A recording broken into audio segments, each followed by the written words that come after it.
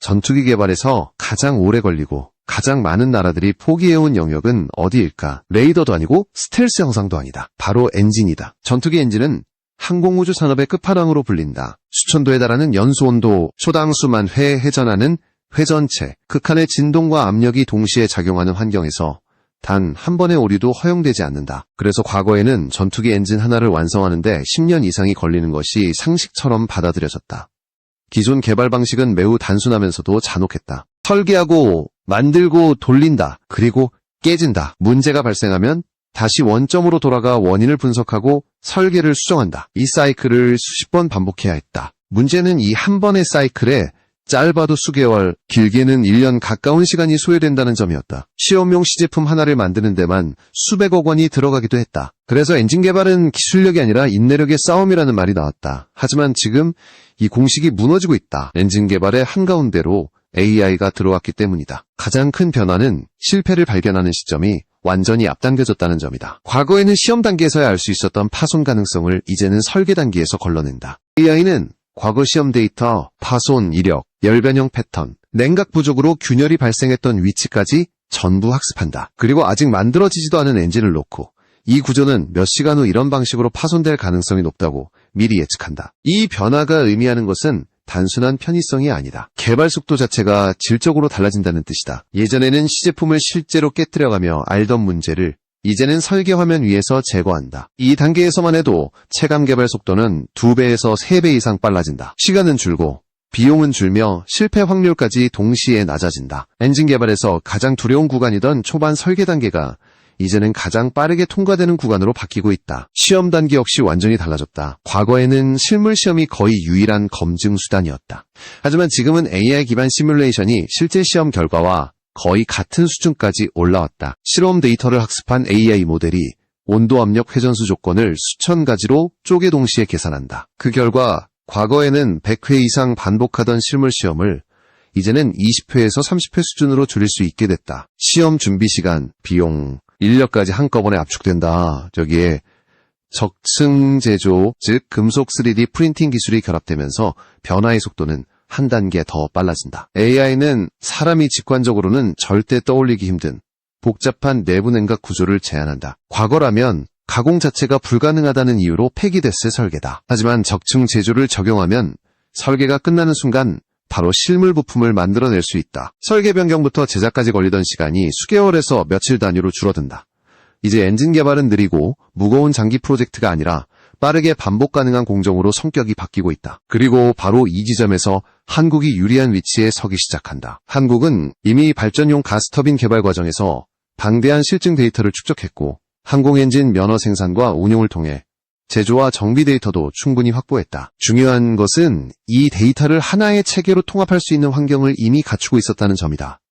그래서 지금 업계에서는 국산 전투기 엔진 설계 도면이 예상보다 빠르게 등장할 가능성이 높다고 보고 있다. 설계 도면이 확정되는 순간부터 실제 적용까지 걸리는 시간은 3년도 채 되지 않는다. 다시 말해 이제 국산 전투기 엔진은 가능성의 영역이 아니라 현실적인 타임라인 안으로 들어왔다는 뜻이다. 이 변화는 조용하지만 전투기 산업 전체의 규칙을 바꾸는 시작점이다.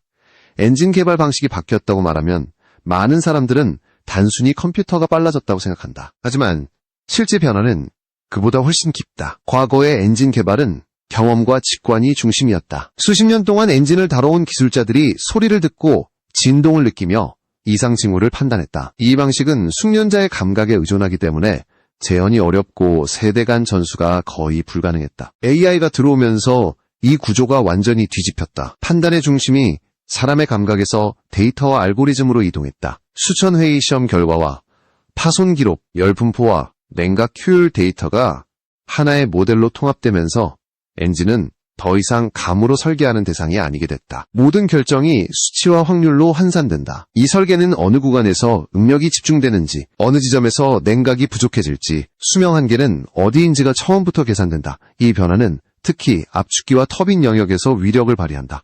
투기 엔진에서 가장 까다로운 부분은 고온 고압 상태에서 회전체의 형상을 어떻게 유지하느냐다. 날개 하나의 각도 변화만으로도 전체 효율과 안정성이 크게 흔들린다. 과거에는 이 미세한 차이를 실제 시험으로 확인해야 했지만 이제는 시뮬레이션 단계에서 수천 가지 경우를 동시에 비교한다. 실패할 가능성이 높은 설계는 실물로 만들 필요조차 없다. 시험 방식의 변화도 결정적이다. 과거 시험은 시간과 비용의 블랙홀이었다. 엔진을 조립하고 시험대에 올려 회전시키는 순간 수백 개의 센서가 동시에 데이터를 뽑아낸다. 문제가 발생하면 시험은 즉시 중단되고 부품은 해체된다. 이 과정을 반복하는 데만 수년이 걸렸다. 지금은 다르다. AI 기반 가상시험은 실제 시험과 거의 같은 결과를 보여준다. 온도, 압력, 회전수 조합을 세분화해 동시에 계산하면서 위험 구간을 사전에 특정한다. 그 결과 실물 시험은 검증의 수단이 아니라 확인의 단계로 성격이 바뀌었다. 과거처럼 모든 경우를 시험으로 커버할 필요가 없어진 것이다. 시험의 수가 줄어들면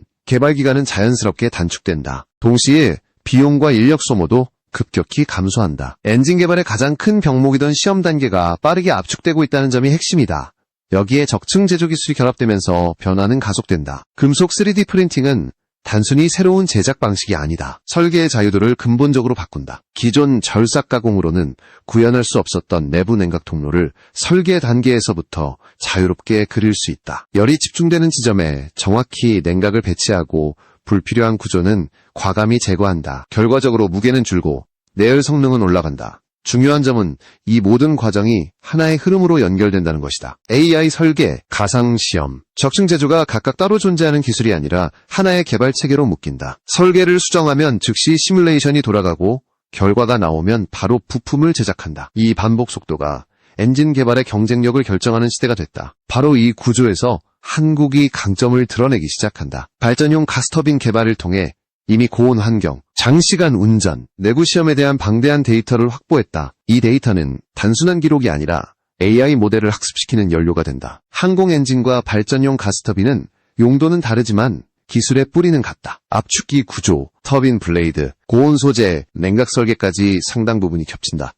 그래서 지금의 변화는 단순히 엔진 하나를 빨리 만드는 문제가 아니다. 엔진을 만드는 방식 자체를 선점하는 경쟁이다.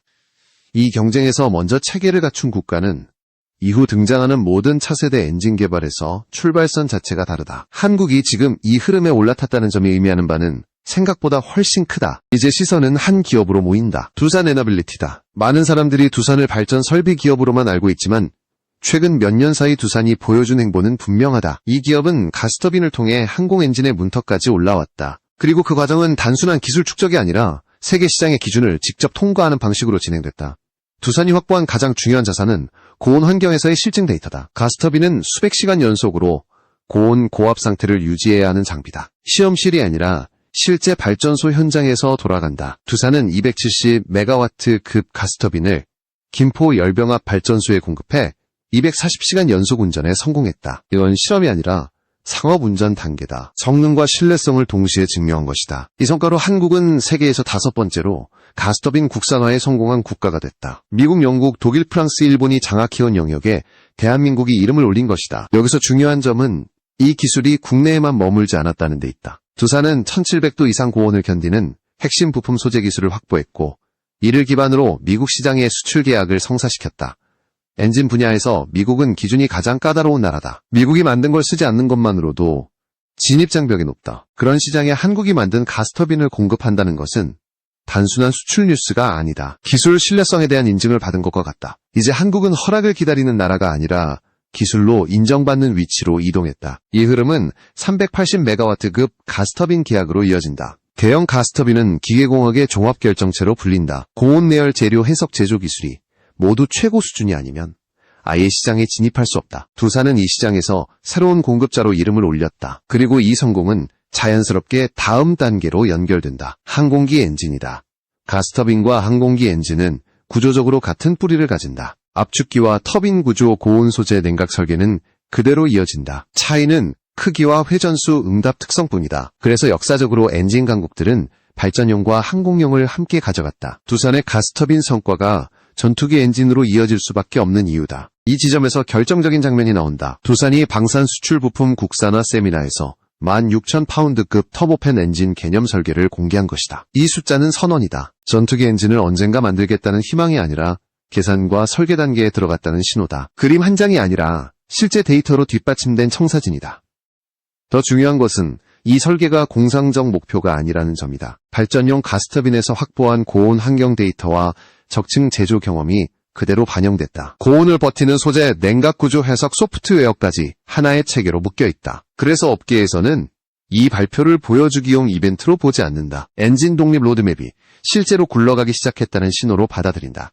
지금 한국의 엔진 기술은 가능성의 문턱을 넘어 신뢰의 영역으로 들어가고 있다. 그리고 이 변화는 조용하지만 가장 무서운 변화다. 겉으로는 발전 설비 이야기처럼 보이지만 그 끝에는 전투기 엔진이라는 마지막 관문이 기다리고 있다. 전투기 엔진에서 진짜 관문은 어디일까? 많은 사람들은 압축기나 연소기를 떠올린다. 하지만 업계에서는 하나의 지점을 가장 먼저 본다. 바로 입구 온도다. 이 온도가 몇 도까지 올라가느냐에 따라 엔진의 체급이 갈린다. 현재 두산이 제시한 목표는 1650도급이다. 이 숫자는 단순한 기술 수치가 아니다. 전투기 엔진 개발의 출발선을 통과했다는 의미다.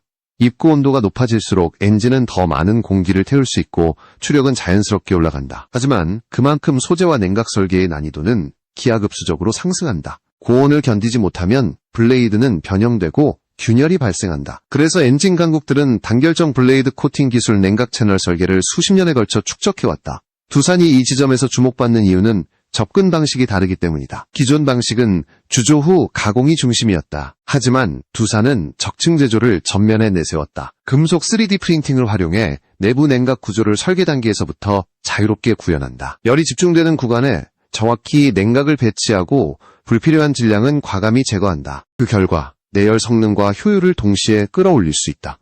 여기서 중요한 연결고리가 나온다. 이 기술은 이미 발전용 가스터빈에서 실증을 거쳤다는 점이다. 시험실이 아니라 실제 현장에서 장시간 운전으로 검증됐다. 이 경험은 항공 엔진 개발에서 무엇보다 큰 자산이다. 이론과 시뮬레이션을 넘어 실제 운용 데이터가 쌓여있다는 뜻이기 때문이다.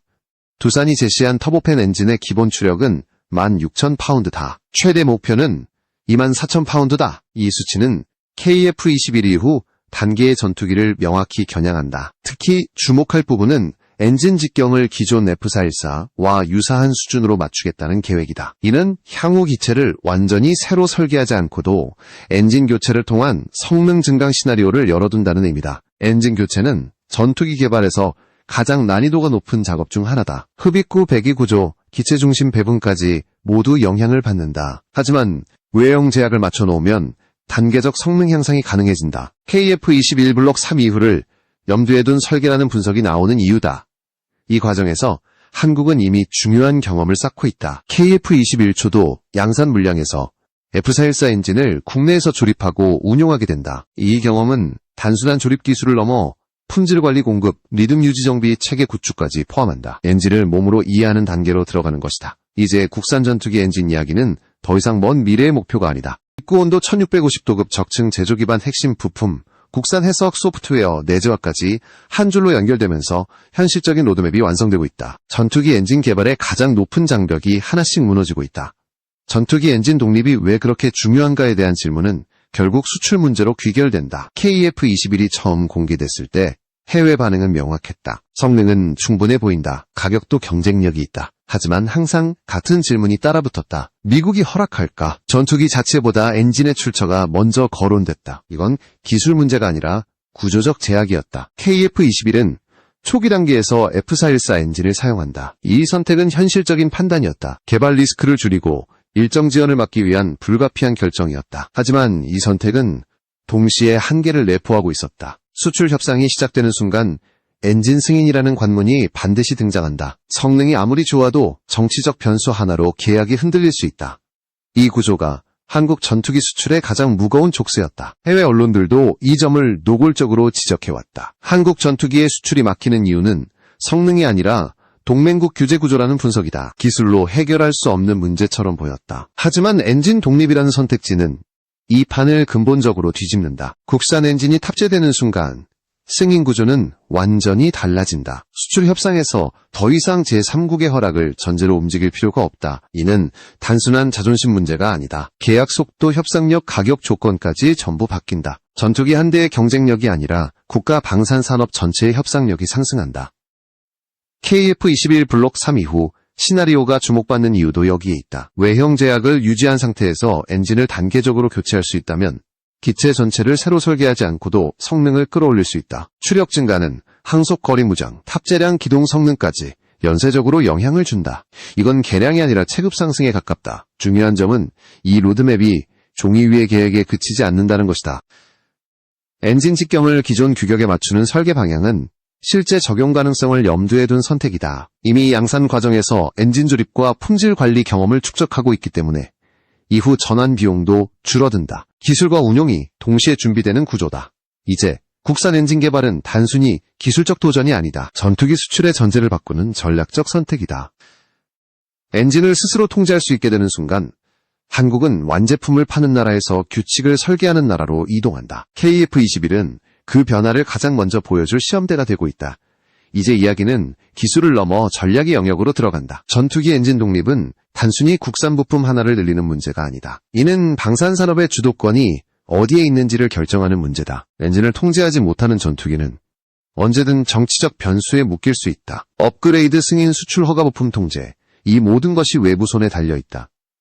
과거 한국은 면허 생산국이라는 위치에 머물렀다. 조립과 운용은 가능했지만 핵심 결정권은 없었다. 하지만 지금 상황은 다르다. 설계 제조 해석을 하나의 체계로 묶는 단계에 올라섰다. 적층 제조 기반, 핵심 부품 고온 소재, 국산 해석 소프트웨어까지 동시에 움직이기 시작했다. 이 세 가지가 함께 돌아가야 엔진 개발은 출발선의 선다점 정부와 산업계의 방향도 명확하다. 첨단 항공 엔진은 방산 전략 산업의 핵심 과제로 지정됐다. 목표는 국내 전투기에 쓰는 수준이 아니다. 글로벌 항공 엔진 시장에 직접 진입하는 것이다. 이 시장은 수백조 원 규모로 성장하고 있고 한번 진입하면 장기간 안정적인 수익과 기술 축적이 가능하다. 이 과정에서 두산과 한화가 각각 맡은 역할은 분명하다. 두산은 고온 환경과 적층 제조를 중심으로 한 핵심 기술을 축적했고 한화는 항공 엔진 통합과 체계화를 담당한다. 이 두 축이 맞물리면서 국산 엔진 개발은 연구 단계를 넘어 실제 제작 단계로 진입했다. 탑재 시험 비행까지 일정표 위에 올라온 상황이다.